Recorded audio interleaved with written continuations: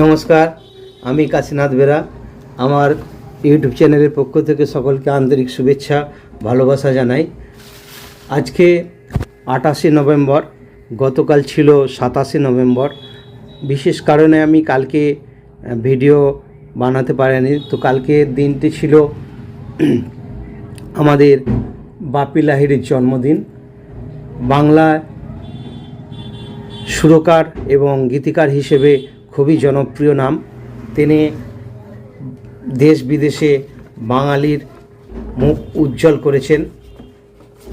তো এই বাপি লাহিড়ীর প্রথম জীবনের নাম ছিল অলোকেশ লাহিড়ী। তো বাপি লাহিড়ী বা বাপি দা এই 2000 শেষের দিকে তার নাম হয় বাপি দা, সকলে বাপি লাহিড়ী বলে। তো তিনি মারা গিয়েছিলেন কোভিড-19-এ, মাত্র 69 বছর বয়সে তিনি মারা গেছেন। তো এটা আমাদের কাছে দুঃখের বিষয়। তিনি বেঁচে থাকলে আরও তার কাছ থেকে আমরা অনেক কিছু পেতাম গানের জগতে।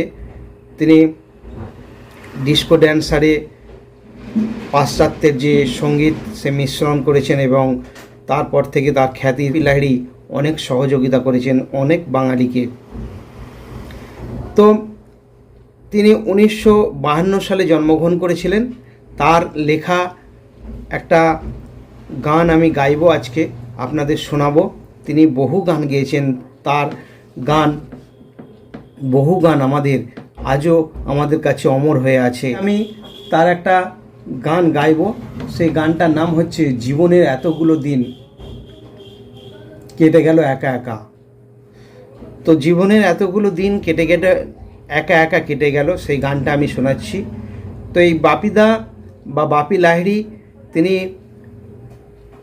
পুরস্কারের ভূষিত হয়েছিলেন বহু কিছু, যেমন বঙ্গভূষণ, তারপর ফিল্মফেয়ার, বেস্ট মিউজিক ডাইরেক্টর ইত্যাদি ইত্যাদি। তো যাই হোক, চলুন আমি তার একটা গান শোনাবার চেষ্টা করি, ভুল হলে মাফ করে দেবেন। চলুন। জীবনের এতগুলো দিন কেটে গেল একা একা, তুমি কেন আগে আসোনি, আগে কেন দাওনি দেখা। জীবনের এতগুলো দিন কেটে গেল একা একা, তুমি কেন আগে আসোনি, আগে কেন দাওনি দেখা। পৃথিবীতে ভালোবাসবার সময় যে অল্প ভারী, শুধু শুধু এতটা সময় হারালো যে দোষী তোমারি। আগে এলে তোমাকে নিয়ে হতো আরো গল্প লেখা, তুমি কেন আগে আসোনি, আগে কেন দাওনি দেখা। জীবনের এতগুলো দিন কেটে গেল একা একা, তুমি কেন আগে আসোনি, আগে কেন দাওনি দেখা। যৌবন যে কটা দিনে